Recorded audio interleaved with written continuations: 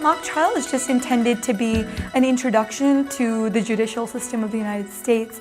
And that means we sort of start off with discussing what trials are and why it's important that we have courts and the general way that the judicial system really fits into the United States governmental system as a whole. And then we go more particularly into the details of both civil and criminal trials. And the idea is that through the class, students will be able to learn the many terms that they need to know. And it also gives them a chance to pretend to be lawyers and really conduct trials themselves. They get to ask witnesses questions. We get to be a jury and really decide, would we convict this defendant or would we award damages to this other person? I think the biggest thing for a lot of children who are in the class is definitely public speaking, because the idea is when they're attorneys, they come up with questions on their own and they sort of present them to the rest of the class.